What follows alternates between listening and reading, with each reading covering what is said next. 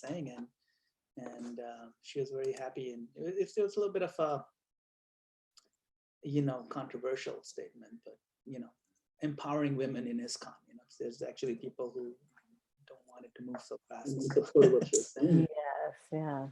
But I remember that class. It's one of my favorite classes of hers. She did. She's an incredible speaker, and she just did a really good job of touching the heart. That's what it's about, isn't it? It's can make us move even a little bit from our position of stagnancy and complacency. Then that's the whole point. So yeah, I'm very excited about it. And the topic today also it's quite different. I spoke with Anuttama Prabhu earlier today, and he told me the class that he's done it's a very powerful and unique one. It's called Paradoxes on the Path, Lessons from Loss, and it's very apt. I don't know if you personally know anybody who passed on due to the virus. Do you know anybody? I do, actually, yes. So it's like it does affect all of us, Devotees are very close to us have left their bodies because of this in our congregation. So it's a difficult one, but like you said, these things do have a lifespan. So we will move on past this and see what the next thing is. Always a silver lining. And yesterday, Satyananda Swami's class brought that to the forefront, that every crisis bears within it an incredible opportunity to make substantial spiritual progress, which that level or speed of progress would not have been possible in the absence of that crisis. Exactly. Yeah. I'm so grateful for your service as well, and for offering, hosting all of these. Oh, look who's here. Hare Krishna. Welcome to New Jersey, the New Jersey channel. I'm so happy to see you made it without any technical issues, I'm assuming, right? Let me unmute. Got the link, so. Yeah, I can hear you now. Okay. And I can see you. Okay, what Anuttama Prabhu is asking if you can forward it to him. Oh, the link? Sure, I can forward it right now. I've got a new light on her. How's the lighting? Is it good or not so good? No, this is good. It's good. It's coming from only one side though, but it's okay. It has a nice dramatic effect. If you like, you can change your backdrop, but it's fine. The backdrop is nice. As long as it doesn't hit your face too hard and doesn't make you uncomfortable. It looks good. Yeah, maybe a little lower. It's a little bright. It's a little lower. It's maybe dark. Okay. How's that? It's good. This is good actually. It's better than before. It's softer. Good. Do you want me to send you the link, bro? Yeah, please send it to my computer because I'm going to be in the next room listening. So I'll email it to you then. Yes, email. It's also on YouTube, by the way, so I'll put it on YouTube. And it'll be recorded. You can send me the recording afterwards. Yeah, it's on YouTube Live, so I can send you the link right now. So, which means the YouTube will be recorded. You won't start until all this gobbledygook's done, right? We'll start it at 6 o'clock. We have about 15 minutes. Yeah, right when she starts, then you start recording, yeah? It's on YouTube Live right now. So I just started the YouTube Live thing. So that's fine. So, but you should do something to I can create an edited version which only starts at that point. Yeah, that's good. Otherwise, You get too much. I like the way you have different temple backgrounds. When it's dark, when it's nighttime, your temple is lit in the dark behind you. Daytime in the light. That's fantastic. So that's the new Tuaco temple? It will be. Yeah, the new Parsippany temple. Yeah, we're moving from Tuaco to Parsippany. You can see it. It's right there. That's very beautiful. Very beautiful. So it was already constructed, or No. it's That's the architecture. Oh, architectural. They've got the land. They've got the fountain. Everything's paid for. They're just working on finalizing the donations to build the temple. Wow, that's wonderful. Thank you for everything you're doing for the temple. I think you're a great inspiration. Oh yeah, no, we have a really good team here, and It's a very exciting project, Yeah. People are Well, coming forward generously. We've already raised and spent $4 million. So no kidding. That's wonderful. okay. So Anuttam Prabhu, I sent the link. Okay. Do you plan on sharing your screen or anything? You're not doing any of that, like to do a slideshow or anything? You're not doing any of that, right? No, no.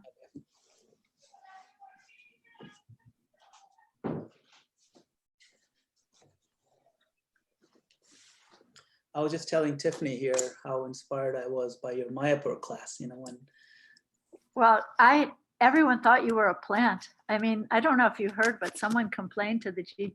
Yeah, I heard they thought they were accusing me of being planted by you. Yeah. Like, I would have been so honored if I was planted by Mother Rukmini, but no such luck. Did you get a chance to tell anyone that you weren't, or? Yeah, no, I actually went out there in public, and the people are approaching me even in the middle on Facebook and stuff, and said that, were you a plant? Because I really want you to know. And I said, no, not at all. I've been coordinating this stuff. It's just that I was moved enough by the class to make my own statement about it. And I didn't really, I just read Prabhupada's little, piece. It's not. Prabhupada was too revolutionary for them. Let me ask you something. I'm going to use this tambura when I chant the Mangala Charana. How's the sound on this? Is this okay? Om Agyanatimirandasya Gyananjana Salakaya. Yeah. Okay. That's a good volume. Any louder than that, what happens is that it distorts your voice. Okay. Because what happens, it competes for your voice. So if it goes any louder than that, it could distort it. But this is a good volume level. Yeah. Yeah. All right. You have given this class at other places before, or is it like This class, no. Yeah, because Anuttam Prabhu was saying he's very excited about hearing this class. Oh, well, I read in my notes the other day, he's a good coach. So when he was the president of the Boulder Center, they gave him a jacket that said coach. He likes being. Oh, really? No. So are you on Facebook much at all, or not really? I have someone running my Facebook page, but I have the Urban Devi blog, which maybe you could mention. Yeah, what I'm going to do is I'm going to copy this YouTube live link on your Urban Devi. So then those who are your followers on that will get this notification. They can join if they're not aware. Okay. Yeah, here you go. Got it. Okay. So I'm going to. Okay.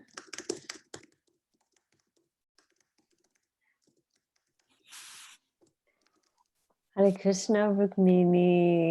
It's It's so good to see your beautiful face again. You're so kind. Thank you very much.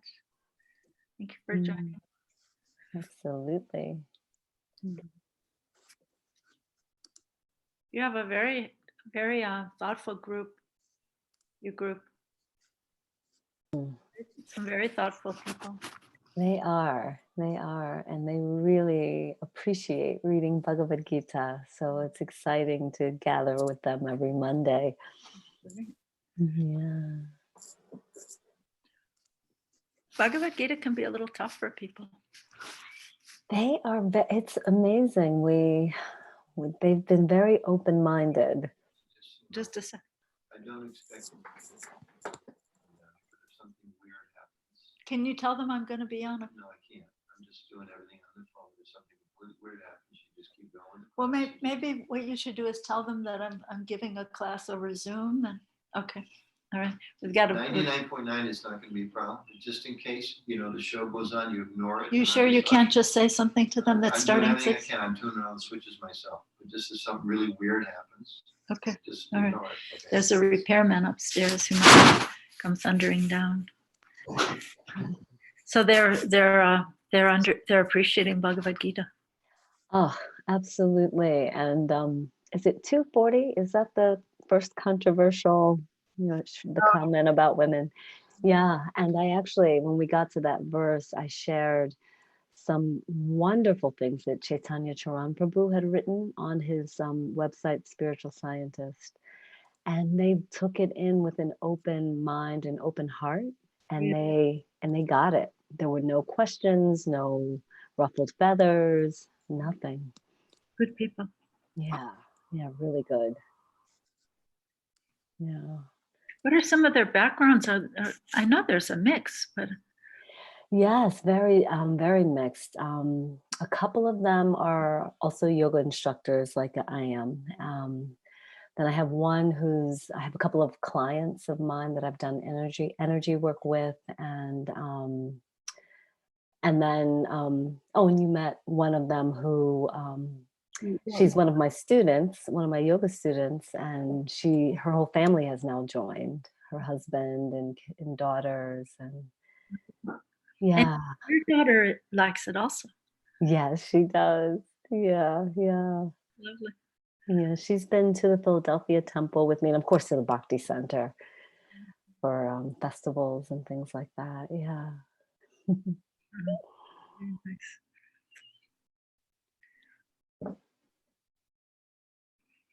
I'm going to use this little tambura. First time I tried it with the phone, speaking on the phone, it was too overpowering. So now I'm using the computer, using the phone separately. Do you have this Tabla Pro, Gauravani? It's an app you can get. Ah, Tabla Pro. I haven't heard of it. No. I'll let you listen. Did I play it? Okay. Ah, okay. You can change the frequency on it, like, or the note that it's playing, so to match your note that you're singing on and stuff like that. It's And pretty then it has a tabla and a manjira and a swar mandala, all these fancy things. Wow. I don't know what. Yeah, I'll have to look into that for meditation classes. Well, let me send this to someone. Just a second.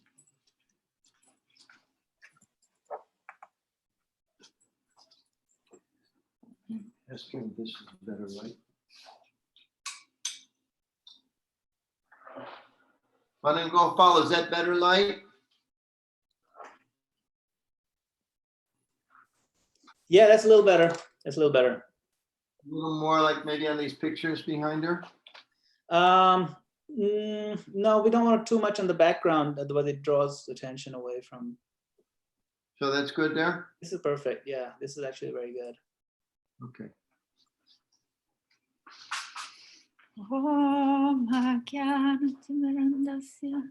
It's nice the architect's drawing. He has blue flowers with a blue car, purple and blue. Looks very nice.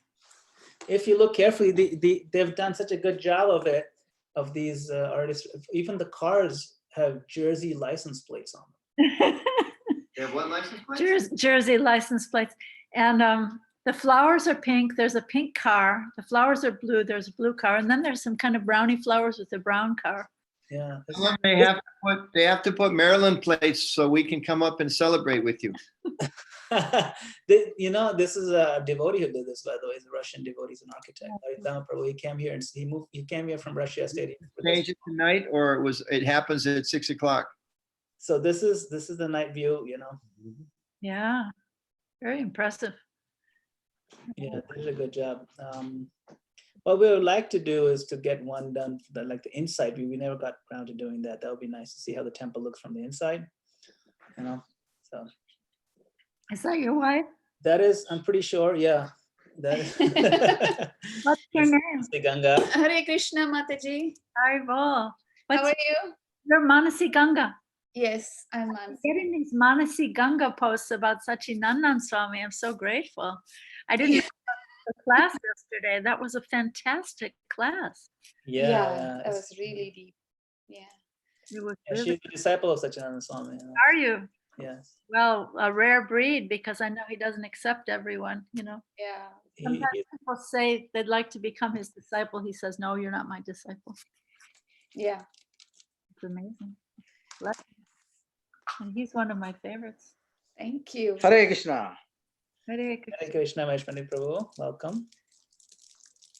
So Mother Rukmini, would you lead some kirtan, or would you like us to lead some kirtan for a few minutes before 6 o'clock to get started? Is that okay? That's what we typically do. Why don't you go ahead? All right, I'll get started with a few minutes of kirtan, and then about 6 o'clock or so, we'll turn it over to you. Okay. You turn on your tambor before you start singing. Yeah. Want a glass of water? Okay, we're unmuted and see this. Okay. एक second, Gauranga. 1 second. Hari, Hari, Hari.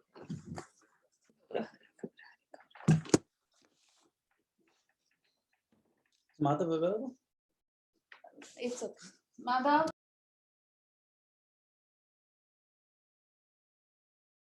Then Okay, એને બધી વાત okay, નથી okay, इसलिए. okay.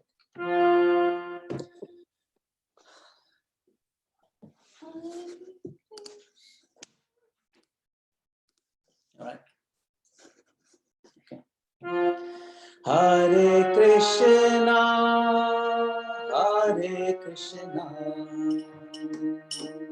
Krishna Krishna, Hare Hare, Hare Rama, Rama Rama, Hare Hare, Hare Krishna, Krishna Krishna, Hare Hare, Hare Rama, Rama Rama, Hare Hare, Hare Krishna, Krishna Krishna, Hare Hare, Hare Rama, Rama Rama, Hare Hare. Very good. Hare Krishna, Krishna Krishna, Hare Hare, Hare Rama, Rama Rama, Hare Hare, Hare Krishna, Krishna Krishna Krishna, Hare Hare, Hare Rama, Hare Rama, Rama Rama, Hare Hare, Hare Krishna, Hare Krishna, Krishna Krishna, Hare Hare, Hare Rama,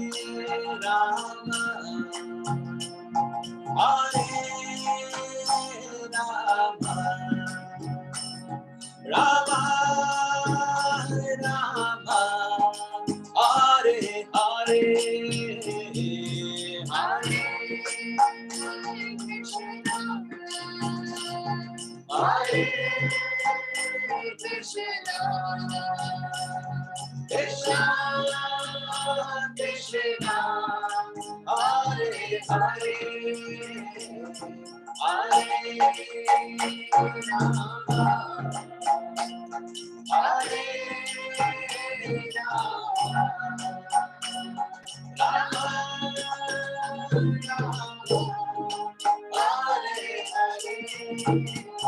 Hare Krishna,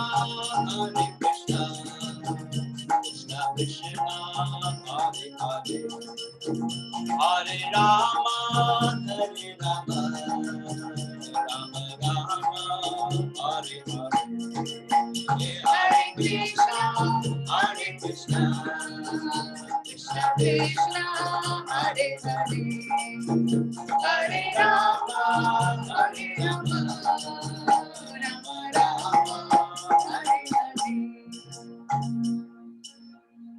Go Brande. So I'd like to request His Grace Nilmani Prabhu to welcome.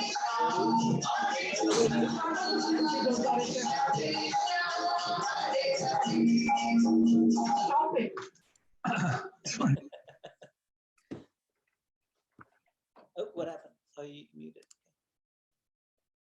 unmuting, but he's not unmuting. Okay, go ahead, Nimai. Hare Krishna, Hare Krishna, Hare Krishna. So it's my great honor and privilege to welcome Her Grace Rukmini Mataji for our Sangha class this week. Since we started the Sangha, we've had wonderful, wonderful speakers. And we've been saying that, you know, this should not be just a Sangha for Prabhujis and Maharajis to speak. So this is the first time we're having a Mataji speak on our Sangha. And what better way to start than with Rukmini Mataji, who is just who's been involved with our family for so many years. She's a personal, I don't know, tutor of Gopika, our daughter, and so forth. And she's, I think everybody knows, she's a disciple of Srila Prabhupada, joined at a very, very early age and is involved in doing a variety of different services and preaching activities and so forth. Honestly, I don't know too much more about you, Matajis, to speak in the introduction, but I just know that you're just such an elevated Vaishnava, serving Srila Prabhupada since the very beginning, and even today, just so dedicated and devoted. So thank you so much for coming on our Sangha this week, and we're all looking forward to your enchanting class. Thank you so much for inviting me. I'd like to begin with some prayers.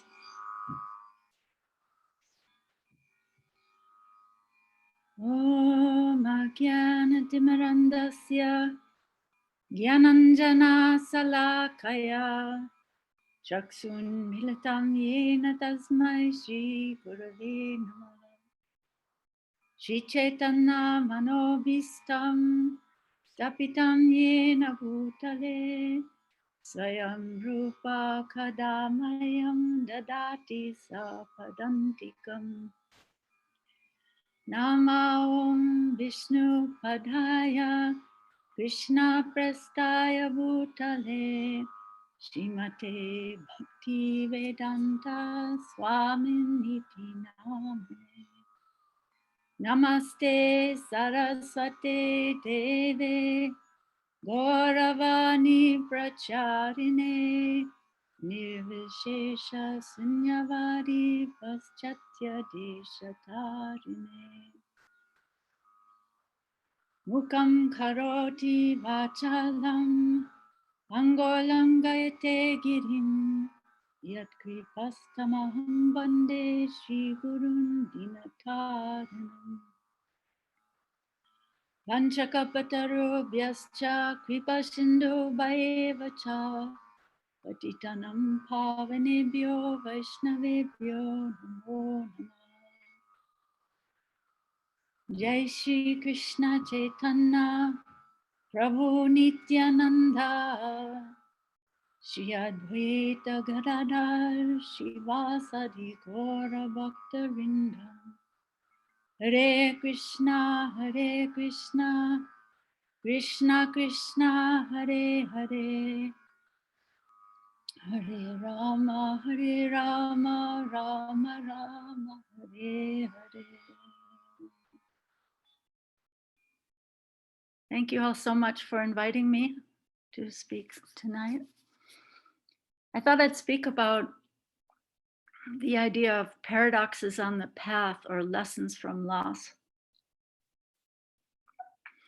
Right now, we're in a time of what they're calling social distancing, but I think actually it should be called physical distancing because we're actually social beings, and that's not a piece that we can give up, that we're eternal jiva souls and we're meant to exist in relationship with Krishna. We are social beings.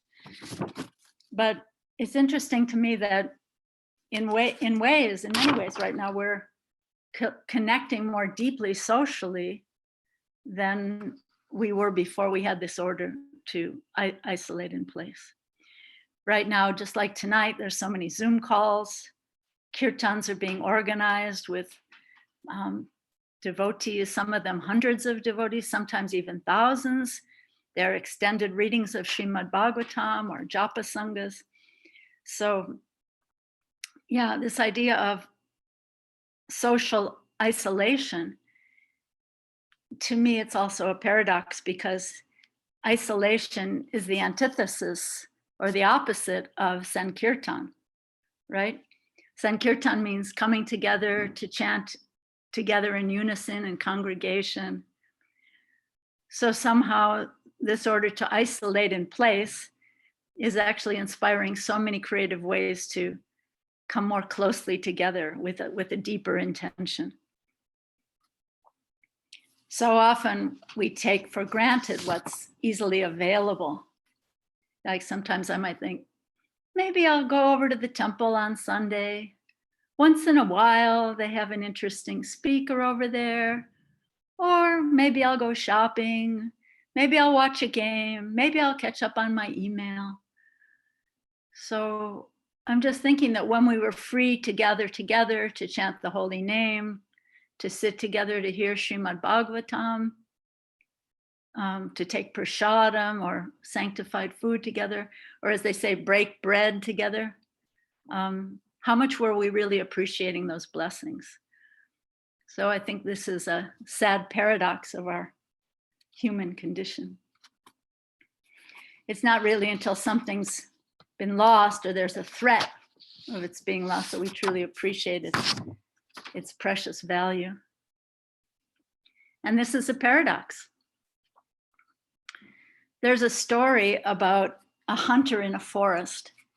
He was hunting, and he was going so many days, day after day, and he couldn't find any animals to kill. So he became very hungry. And finally, he was afraid that he would starve to death. He thought he would die of hunger. And then suddenly in the middle of the forest, he saw an apple tree right there in the forest, full of apples. And he just became so grateful. And he thought, wow, my life has been saved. So he began picking apples one after another. And then when he ate the first one, he just felt so much relief from his hunger. And then another and another and another. But then the more he ate, the more he became disgusted with apples. He couldn't eat anymore. He just began throwing them. So this is what's called the law of diminishing returns. The more we have, the less we appreciate what we have. And this is a paradox. Many today are seeing loss of life, and many people are appreciating more now how life is sacred. Many people who can't breathe even are appreciating each breath of oxygen, seeing how each breath of life is actually sacred and given by God. I heard a story from Italy that there was a 93-year-old man who was being released from the hospital. And he after recovering from the virus. And so the doctors told him that he had to pay the bill for 1 day's use of the ventilator, which was 2,000 euros. And the old man began to cry. But the doctor said, don't cry about this. It was necessary actually to save your life. Don't cry. And he said, I'm not crying about the money. I can pay the money, but I'm crying because I've been breathing air my whole life, freely given by God. And I never thought how precious it is. And then the doctors began to cry. There's a story about Srila Prabhupada when he came back to India after visiting Africa. His secretary had forgotten that they needed a card showing that they had had a yellow fever inoculation. So the customs officials in India put Srila Prabhupada and his secretary in quarantine for 14 days. Just imagine. And afterwards, Srila Prabhupada was commenting that usually he's sitting in his quarters all day doing his work. But when he's told, you can't go out, it seems intolerable. So this is a paradox. When we have more freedom, we have less appreciation for that freedom. In Srimad Bhagavatam, paradox also tends to increase the drama, the beauty, and the ecstasy of Krishna's pastimes and the pastimes of his great devotees. Just imagine the supreme absolute truth descends to the earth to exhibit human-like pastimes as a baby, as a child, and then as a romantic youth. He comes as a baby, but not a well-behaved baby like an angelic Raphael or Gabriel, but as a naughty baby. He lies, he steals, and he pees on the neighbors' floors, and he pinches their babies. This is a paradox. And then as a child, he charmed and bewildered his father using mundane logic and word jugglery to stop the sacrifice and bring down the pride of the great Indra. Holding up the sacred Govardhan hill as an umbrella, just like a little child might hold up a mushroom with the smallest finger, the pinky finger of his left hand, welcoming all the residents of Vrindavan to take shelter under the hill along with their cows. This is a paradox. And then, as a romantic lover, the romantic paramour of Vrindavan, shouldn't he or couldn't he have married Sri Radha or her gopi friends instead of leaving them to cry for him for the rest of their lives? So some people say Krishna never came back to Vrindavan, but in one sense, he never left. So this drama of union and separation, and then again union, then again separation, this drama that Krishna orchestrates actually pulls the devotee to a deeper place of longing for Krishna. So these are all paradoxes that heighten the sublime nature of the pastimes of Lord Sri Krishna and capture our hearts. I was thinking about Queen Kunti in her very celebrated prayers. She's bewildered. She's remembering how Krishna stole butter from his mother Yasoda, how he was afraid of her chastisement, although fear personified is afraid of him. So this is a paradox. And then later in her prayer, she says, really, she's saying to us and to her beloved Lord Krishna, she says, actually she proclaims it. She says, anyone who hears, chants, or repeats your transcendental activities or takes pleasure in others doing so certainly sees your lotus feet, which alone stop the repetition of birth and death. But then after she says that, seeing Krishna, Krishna's already sitting on his chariot, right? He's ready to leave, and she's anticipating his separation. So then she says, so now are you leaving us today? Though we're completely dependent on your mercy with no one else to protect us? Now, when all the kings of the world are at enmity with us? This is a paradox. Lord Chaitanya's philosophy that we're simultaneously one and yet different from God, this is an inconceivable paradox. Sorry, we've got a little noise upstairs. There's a repairman upstairs. So this is an inconceivable paradox, isn't it? So there are many paradoxes in our world situation today. Many people are suffering. There's so much loss of life. Many people are sacrificing their lives in different ways to help other people. And it's a paradox to appreciate how our life in this world is so fragile, so temporary, and yet so very sacred. Humans are in lockdown while wildlife is roaming freely. Industry is closed. Factories are shuttered.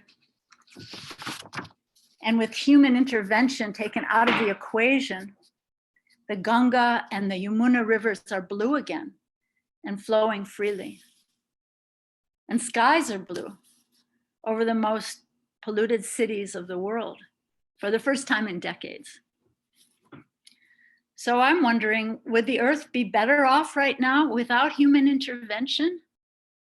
Human life, which is supposedly the most evolved, we're supposedly the most evolved life form. Humans who are supposed to be the stewards of the earth. And after the crisis, will it all go back to where it was? This is another paradox. Paradox might evoke some humility in us. We have big industry, big finance, big government, big science. And yet right now, our greatest threat seems to be a tiny microscopic virus that's crossing all national borders and infecting the whole world. Our most brilliant minds don't seem to have it all figured out. And this is a paradox. We're tiny, and ideally we're meant to live simply and take only what we need, and not to be always indulging our greed to try to usurp and manipulate Krishna's divine energy, Mother Nature, Mother Bhumi, the Devi Prakriti, who is working under his direction, working always under Krishna's direction. Her bounty, the bounty of nature, are all meant to be offered in Krishna's service for his pleasure. Mirabai, the Vaishnavi saint, speaks also about paradox in her prayers. She says, "Strange are the decrees of fate. Behold, the large ears of the deer, yet he is forced to roam the forests. The harsh crane has brilliant plumage, while the sweet-voiced cuckoo is black. The rivers flow in pure streams, but the sea makes them salt. Fools sit on thrones as kings, while the wise beg their bread. Mira's lord is the courtly Giridhara, and the king persecutes the bhaktas."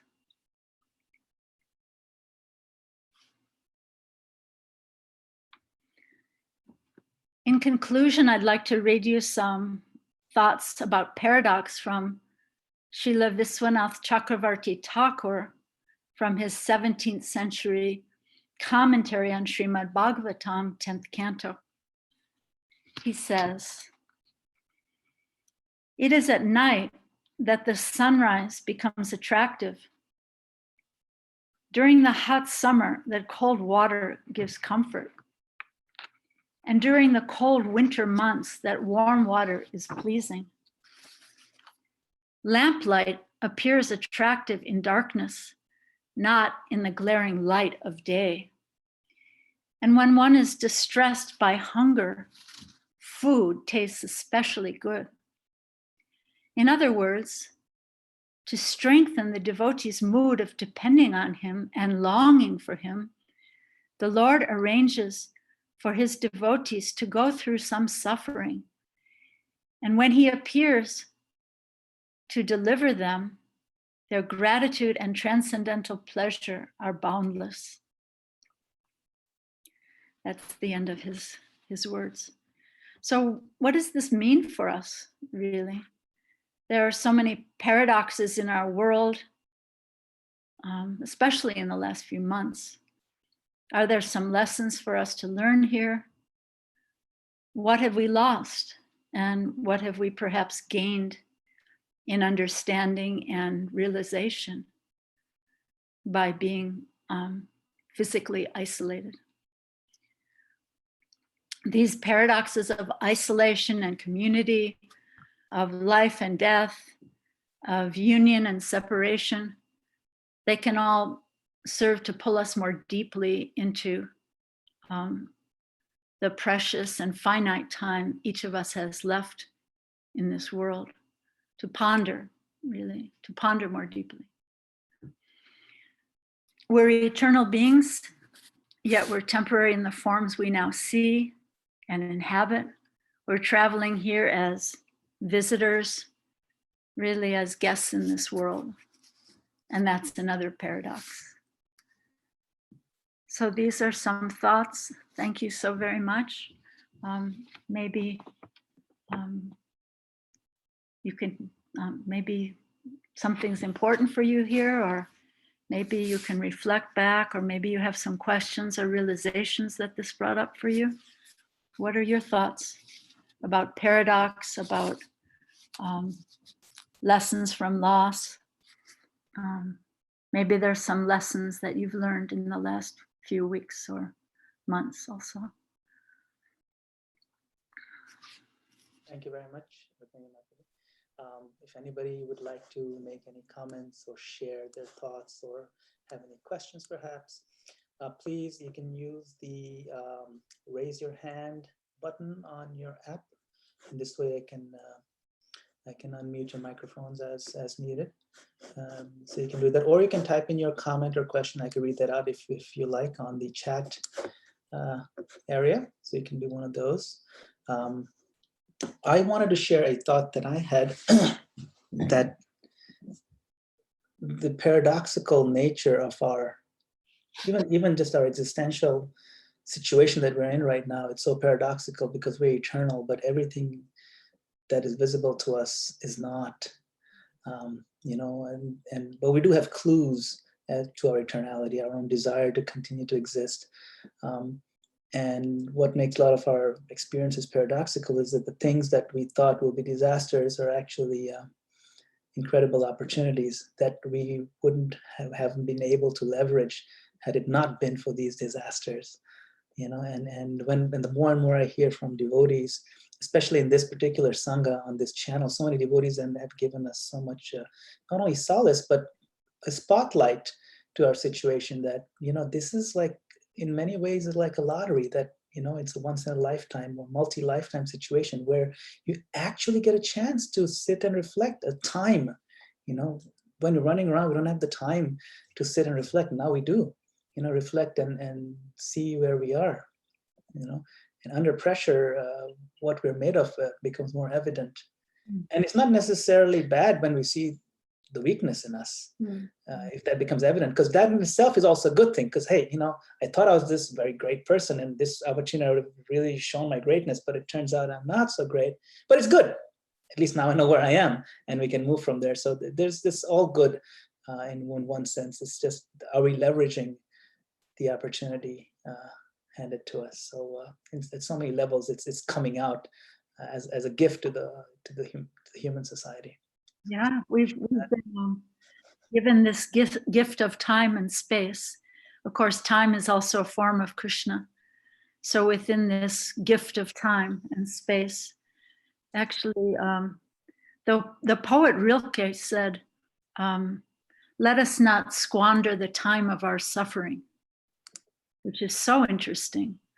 So a chance to go deeper, a chance to, as you said, to see where our vulnerabilities are, and then pray to Krishna that I'm seeing this dirt come out of my heart. I'm seeing this weakness of heart, hridaya Daurbalyam, yeah. This weakness of heart, I'm seeing this come out. So please help me to take shelter of you. I mean, it's interesting. I made the point in the beginning that many people are going deeper, but there are also people who are becoming more stressed. And apparently the incidents of domestic violence are up. I heard today something that lawyers are planning that there are going to be many more divorces during this time. So it really depends on which way we lean, right? We can lean into prayer, to pondering. How can I use this time that I didn't have before? Or we can lean out and be kind of irritated with everything, with our spouse, with our kids, you know, and also, you know, the fears that we have right now. Many people have fears about their finances. So to really take a few moments to take a deep breath and to breathe in the blessings of the holy name, and to breathe out that fear and stress, and to ask Krishna, please, you know, you are our maintainer and protector. Give me shelter, show me the way, show me the next steps. Because what does Srila Prabhupada say? He says, all fear comes from worrying over the future. So fear is actually a future focus. So if I can be in the moment, like just really breathing in Krishna's holy name, breathing out the stress, then we can ask Krishna to take care, as he always does. You know, I always love the prayers of Maharaj Prithu, where he says that we're the kids, you're the father. Children don't know what to ask for, what to pray for. So give us what's best for us. You know what's best for us. Such a beautiful prayer. Thank you. So Vijay Krishna Prabhu had a question. Vijay Krishna Prabhu, please go ahead. You can turn on your camera here. Yes, Mother Rukmini, can you hear me? Yes. Mother Rukmini, this is Vijaya Krishna from Portugal. Hari Bol. Hare Krishna. I have a question related to your class about paradox. Yes. And while you were lecturing, giving your class, it came to my mind two very famous paradoxes in Vedic literature. The first one is that people do not want to surrender to Lord Krishna, because if they surrender, the risk for them to become the very poor, the poorest of the poor can happen. So they become afraid and they do not want to surrender because they are still attached to material riches. And then you spoke about Queen Kunti, and Queen Kunti asks from Lord Krishna for calamities, because if calamities are present, then the only solution is to take refuge at the lotus feet of Lord Krishna. So do you have any comment about these two paradoxes? Such a high level of consciousness, isn't it? That what does Bhagavad Gita say? When one's mind, faith, and refuge are all sheltered in Krishna. So her mind and her heart, her whole being is so sheltered in Krishna that she just wants Krishna, and those calamities make him appear. Just like when you strike a match, fire comes out. So those calamities make Krishna come to the rescue of his devotees. A tremendous paradox. But it just shows her beautiful heart. I mean, which one of us could really pray the way she prays? And then it's so true, you know, we're afraid to surrender to Krishna because maybe he'll take everything away, because he says those people who are dear to him, he takes everything away. Of course, there's so many stories on both sides. There's Sudama Brahman.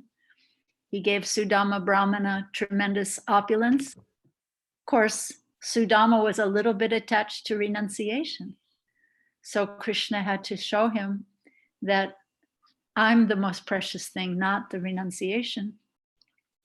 But in any way, Krishna sees our hearts. He sees what we give. He sees what we give. He sees what we hold back, right? And the thing is, to be afraid of becoming poor, it's another future focus, right? When Krishna takes something away, he gives himself. Sometimes devotees ask, if Krishna gives his protection, then why are we seeing devotees die? Or why did this very dear devotee die? So when Krishna gives his protection, he's protecting the consciousness of the devotee.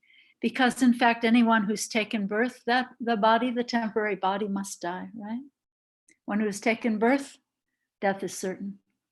But what is certain also is that when we take shelter of Krishna, when we practice in our life, then he gives us that ability to remember him in difficulties, to take shelter of him in difficulties.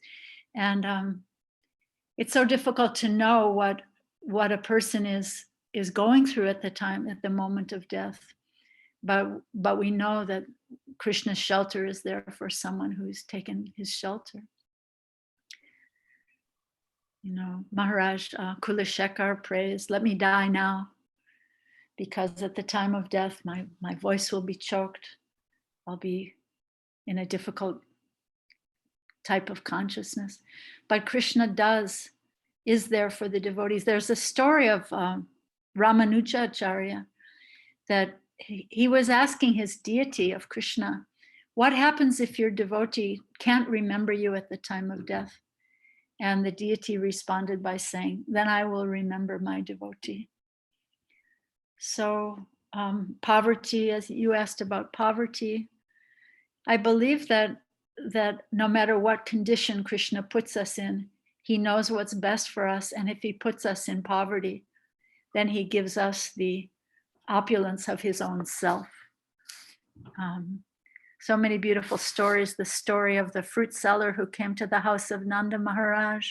She had a basket of fruits, and little baby Krishna was running toward her with grains in his hand, the way he'd seen the adults do.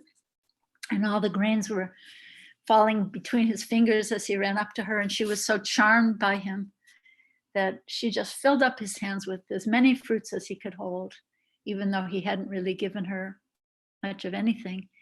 And then, of course, when she turned back to her basket, it was full of jewels. So the real jewels are Krishna himself, right? That's the real, most precious jewel, the Nilamani, right? So these are a few thoughts. I hope that is helpful to your question. Very, very helpful. Thank you very much, Mataji. Thank you so much. Hare Krishna. Hare Krishna. Thank you. We have a question from Guru Das. I'll just read it out on the chat. It is the glorious job of Maya to make our temporary sojourn here seem permanent. We are obliged to our spiritual masters to preach in this time of pandemic.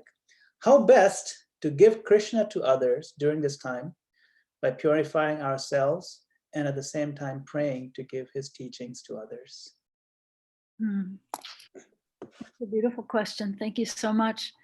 You know, Srila Prabhupada used to use the phrase, tax your brains to see how you can serve Krishna. Once he said, what is the use of your being Americans if you can't do something wonderful for Krishna? So right now we see people from other countries, India, doing wonderful, wonderful things for Krishna. It's amazing. During this time of lockdown, so many devotees in India are distributing so many plates of prasadam, sanctified food, hopefully keeping their 6-foot distance, but really being very selfless. So I think if we pray to Krishna, he will give us an understanding of how, with my God-given gifts, how I can offer those gifts back to God. And they might be very individual. I know my son Gauravani, he started a sangha with the teenagers of Baltimore and DC.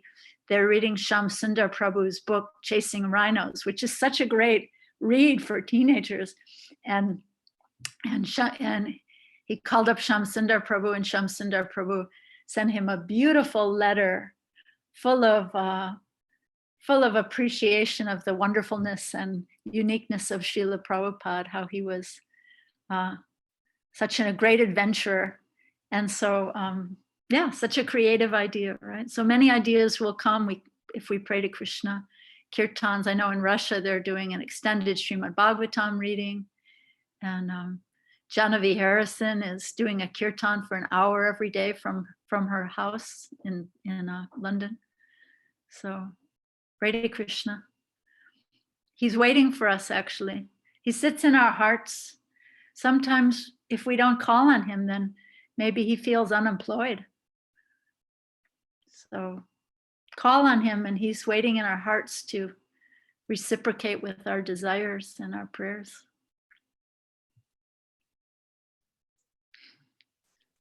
Thank you. We have a question from Helen. Which Helen is this? Hold on, I'm gonna mute this. Go ahead. Hey, Haribol, Rukmini. Oh, hi, Helen. You have to really name your label here a little better. Sorry.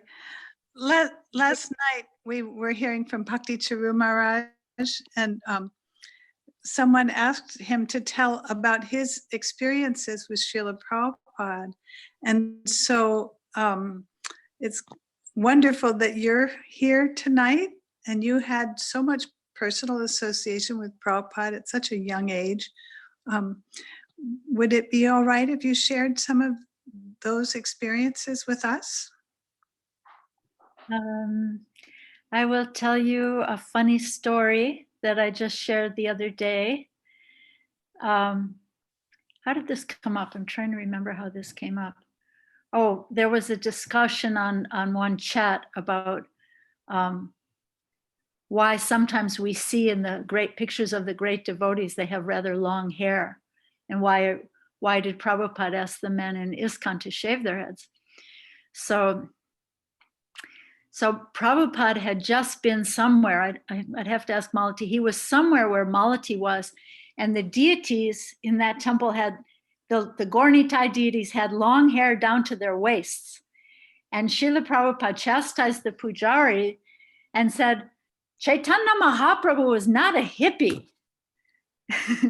And so then almost immediately after that, he came to San Francisco. There was a Rath Yatra in San Francisco. And after the Rath Yatra, there was a conversation in Prabhupada's room in Berkeley. And one of the BBT artists pulled a copy of Teachings of Lord Chaitanya off the bookshelf and said, Srila Prabhupada, we see in the paintings of Lord Chaitanya that he has rather long hair. And so then right after having said in this other temple that Chaitanya Mahaprabhu was not a hippie, in Berkeley, where I was sitting in the room, Prabhupada said, yes, Chaitanya Mahaprabhu, he was hippie. That's great. It was so funny because, he was really taking the mentality from which the question was asked, which is something he would very often do. He would not so much answer the question, but address the mentality with which the question was being asked. So obviously, to all of us, to him, this person was really wishing that he could also have long hair. Why can't we have long hair if Lord Chaitanya and the Panchatattva have long hair? And so Prabhupada said, yes, Chaitanya Mahaprabhu, he was hippie. And then he said, therefore he has come to save you. But because of his Bengali accent, where all the S's are a little bit more or less SH, so we weren't sure if he was saying save you or shave you. So then Prabhupada picked up on that and he kept repeating, save you and shave you, save you and shave you. Chaitanya Mahaprabhu, he has come to save you and shave you. That's a really sweet story of Srila Prabhupada. Thank you. Thank you. We have a question. Thank you. If we have a question or comment from Yashoda. Go ahead. Hare Krishna, Rukmini Mata. All my friends, I miss you. We miss you. We miss you so much. Nice to see you, though we've been talking on the phone. A comment and a question. Something you said resonated with me. Yes, even in this time, there's paradox. Lots of people are suffering. I know of devotees who have lost their job, for example, or are struggling financially, and that's obviously a very sad situation. And devotees should do what they can to help, even if it's just prayers, for example. But the paradox is that, like you said, there's so many sanghas going on. Like on this Tobacco Sangha, for example, every night we have fantastic speakers. 3 times a week, His Holiness Jayadvaita Swami, who's on here tonight, by the way.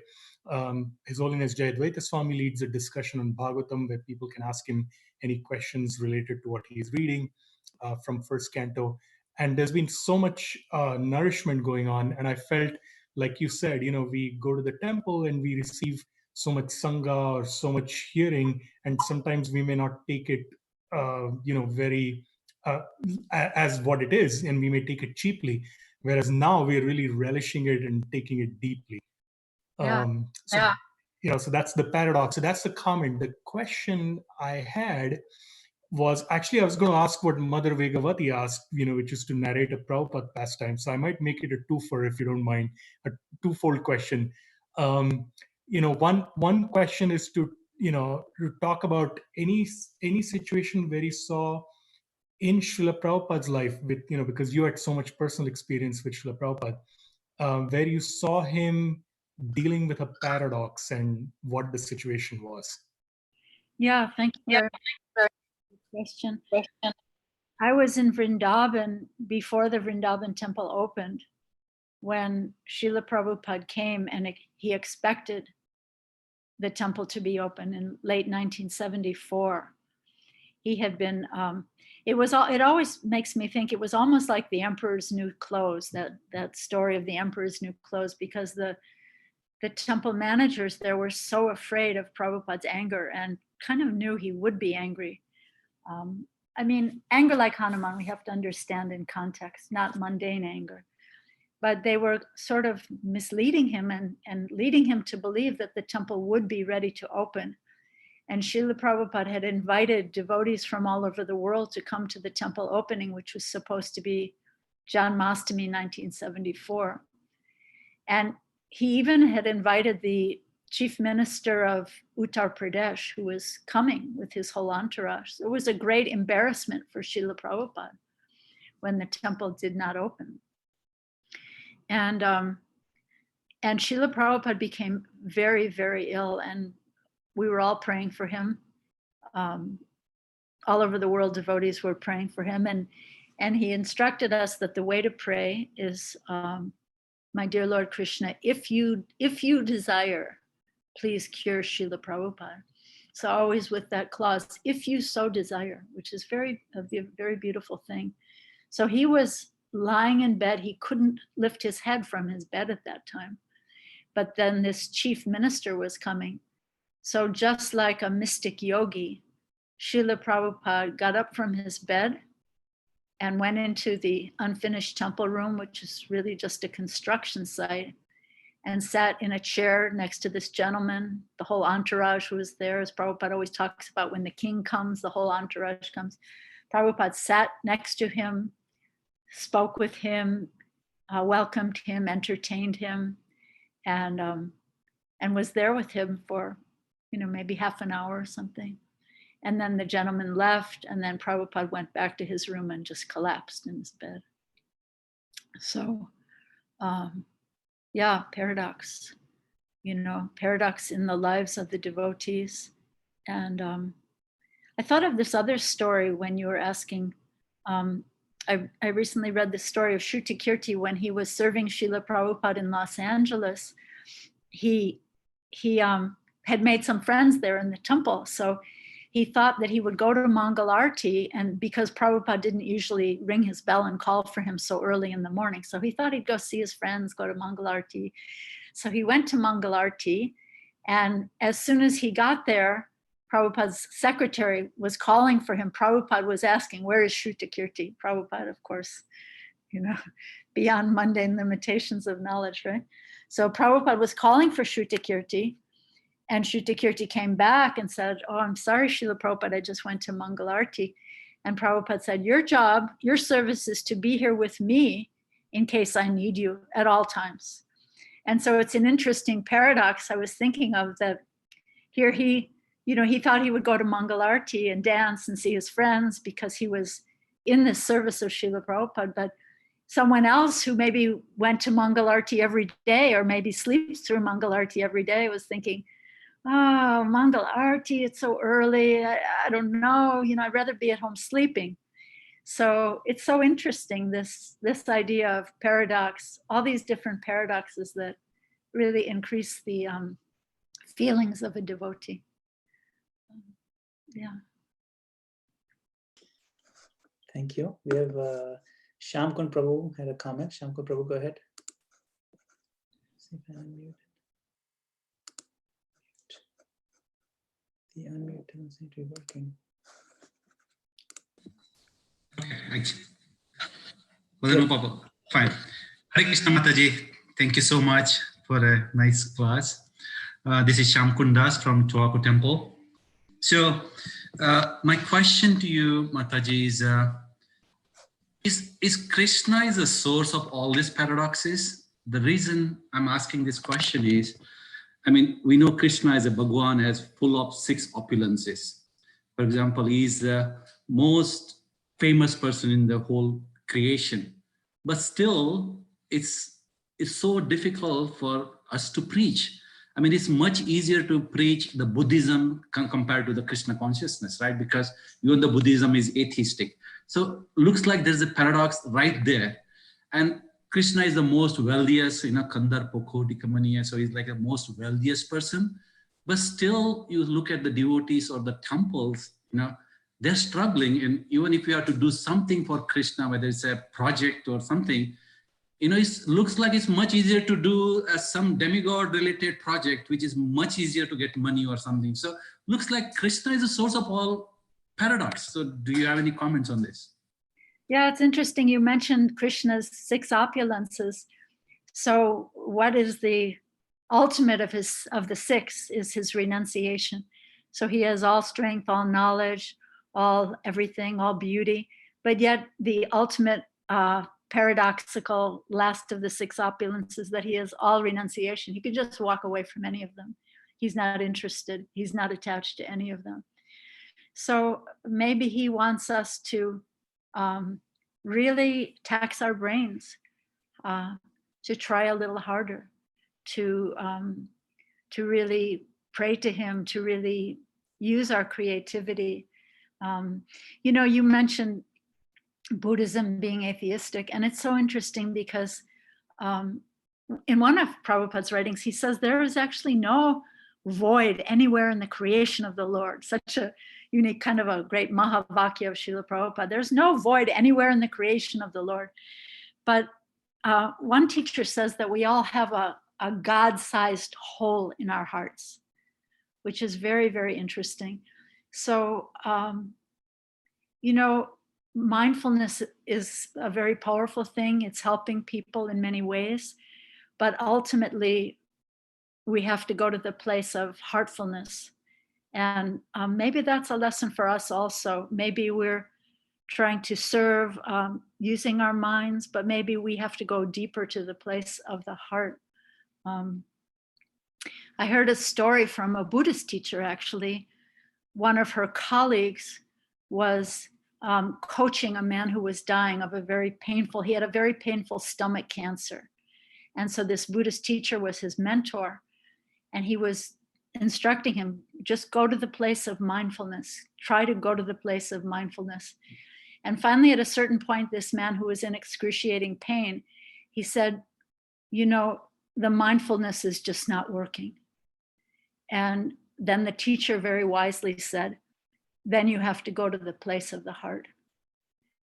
So it's so true that many people are using mindfulness in different ways, and it has benefited them in many ways. The cortisone levels come down, scientists have said, and all these things. But ultimately, we have to go to that place and open our hearts to Krishna to really find our shelter and to really fill up that hole. And why does Krishna make it so difficult? Well, sometimes Srila Prabhupada would say, because your purpose is not strong. So maybe we need to make our prayers for service. My dear Lord Krishna, please give me some understanding how to come to you. Please give me some idea how to give the gifts of Krishna consciousness in out-of-the-box and creative ways. Srila Prabhupada was so out of the box. I think a lot of us try to stereotype Srila Prabhupada as though he was some kind of a very conservative in-the-box thinker, but he was not at all. So he was always ready for some new and creative idea for spreading Krishna consciousness. So maybe we need to go deeper to the place of heartfulness to get that inspiration from Krishna. Sometimes I might be thinking, Krishna, you're just not helping me here. I'm trying to chant and you are just not helping me. But if we can take a deep breath and ask Krishna that, like the prayer of Narottam Das Thakur, he says, he's praying to his guru. He's saying, without you, I cannot find the strength to carry on the Sankirtan of the holy name, please. So I think this is a very good prayer. Without you, I don't have the strength. Without you, I don't have the creativity. I don't have the intelligence.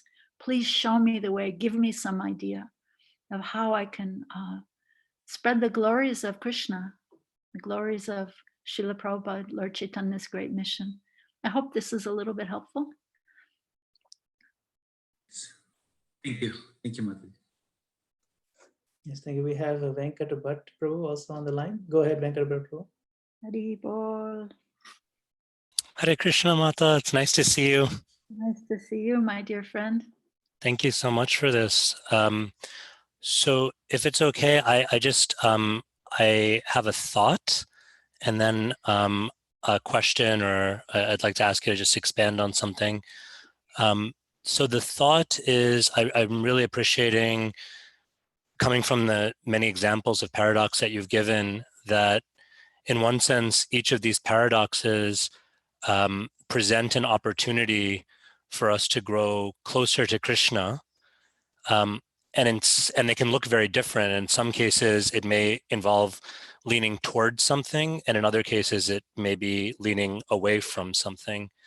So even in your response to one of the questions that was raised in terms of Krishna's devotees becoming impoverished, we have that counter example of Sudama Brahman, like you said. So there's always the counter examples that I think maybe keep us in this kind of dynamic tension or balance. So the question part of it is, how do we, especially in times like the one we find ourselves in now, how do we develop the kind of self-awareness or discernment, especially when we're kind of feeling so isolated, to know what we're supposed to be leaning towards and what we're supposed to be leaning away, if it's so individualized and so personal, and what may work for the devotee in the box next to me, if we're in gallery view. I don't know if everyone's in gallery view, but what may work for the devotee in the box on this side of me and on that side of me may be very different than what works for me in my relationship with Krishna.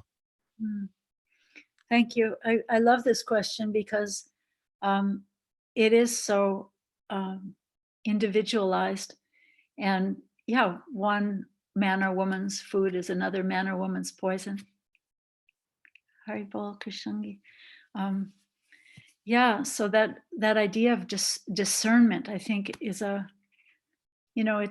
it's a gift. It's a word that we hear. The Christians use this word a lot, and I think it's a really beautiful concept and a really beautiful gift.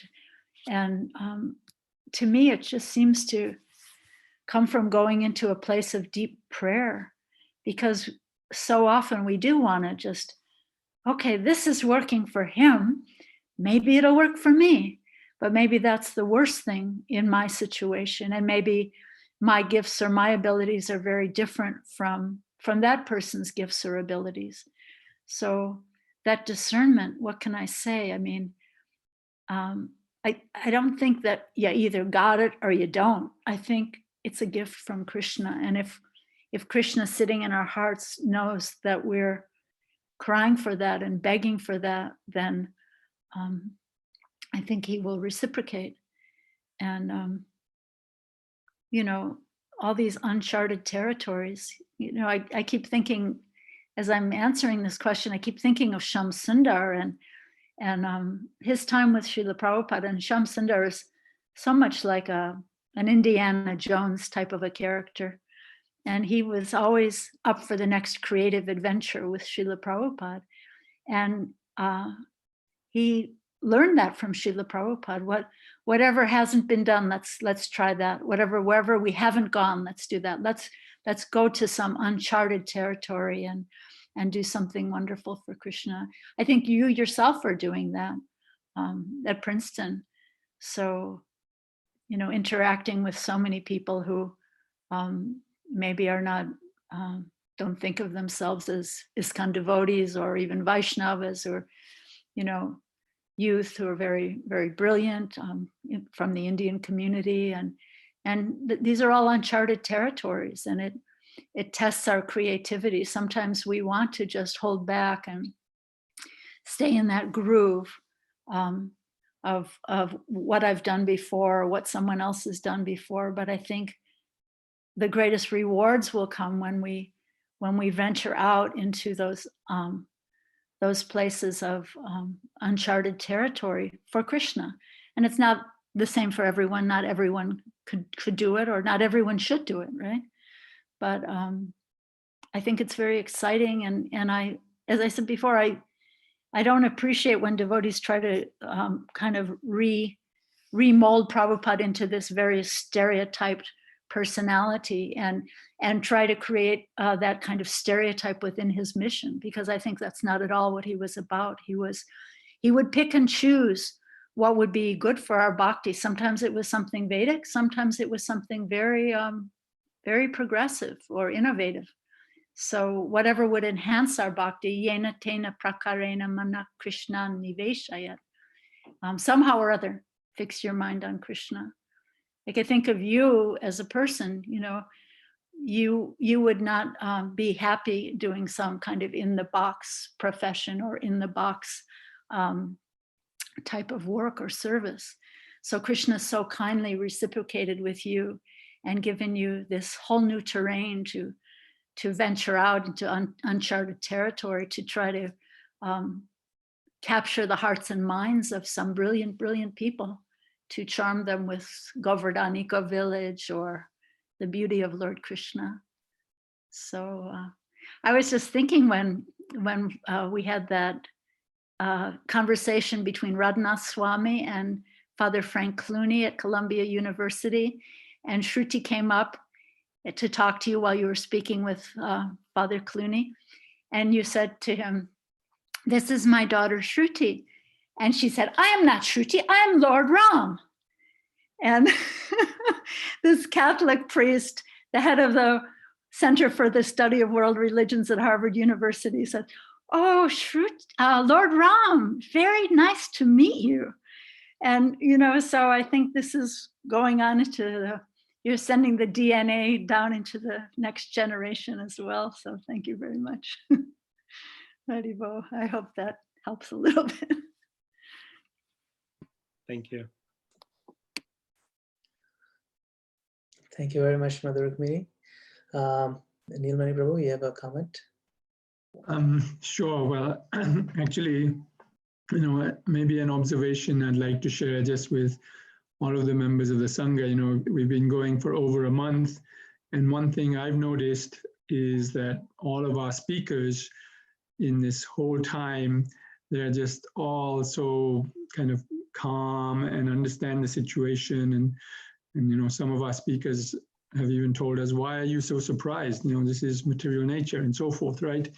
But one observation I guess I wanted to make was that I just noticed that all of the senior Vaishnavas, especially those that have had direct association of Srila Prabhupada, they are just at a different level. And clearly, you know, it's something that they directly receive from Prabhupada that's enabling them to, you know, take this whole situation very much in their stride, and in fact, you know, take full advantage of it and preach in so many ways, or you know, dig deeper inside themselves and write or whatever, right?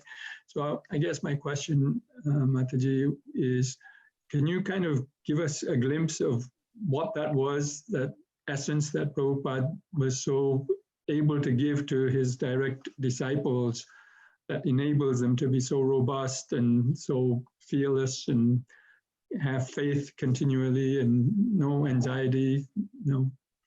I really have to say that I see that depth in many people of the second and third generation. Many of them going much deeper than Prabhupada's own disciples. And I think it's a matter of how deeply someone takes it into their hearts, and that's available through Vani and through sound. I mean, you know, I really believe that.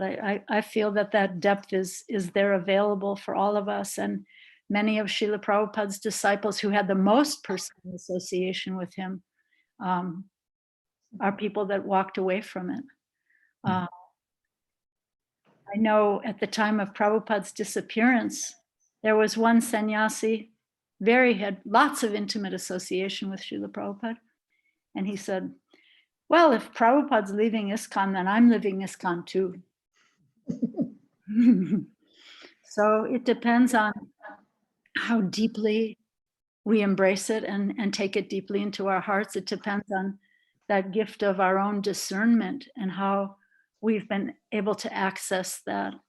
Yeah, I really have to say that my experience is, it's just a complete mix. There are many, many people, again, you know, children sometimes, people in the second generation from all different countries, sometimes seeing that depth in people who never ever saw Srila Prabhupada. So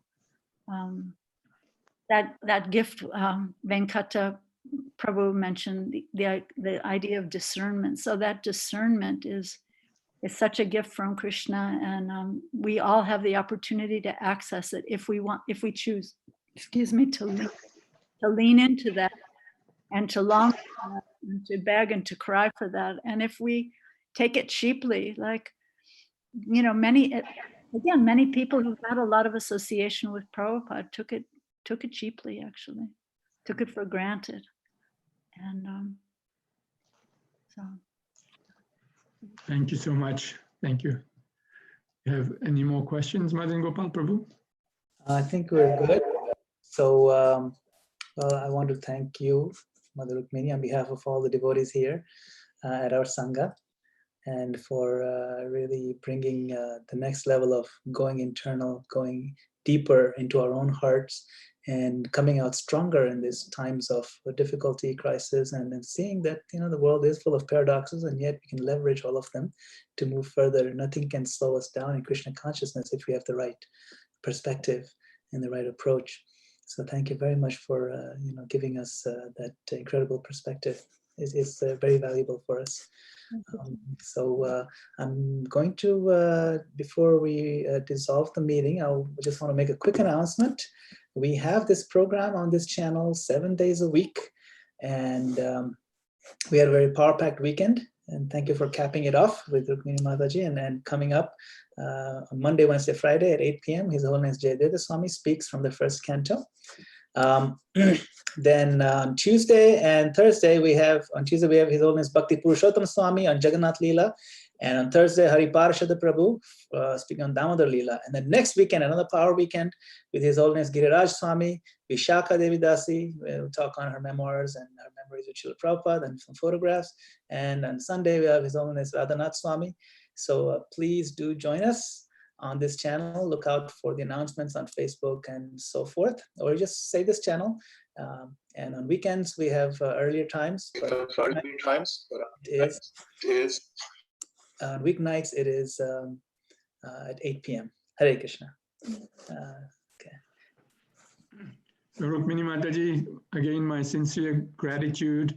Thank you so much for agreeing to come on our Sangha. And, you know, with your permission, we'll request you to come again in a few weeks again, because I'm sure this is going to go on for some time. And we just are, everyone on the Sangha is so eager and thirsty for especially Prabhupada Katha and association of senior devotees and Krishna Katha in general. So thank you so much for coming, and please bless the members of this Sangha so that they can hear more and more and more and become closer and closer to Krishna. Thank you so much. Thank you. Hare Krishna, Hare Krishna, Hare Krishna. Krishna Krishna, Thank you so much. Hare Hare Krishna, Rukmini, Hare thank you so Rama, very, very much. Hare Krishna for beautiful class. Hare Krishna. So nice to see all these happy faces.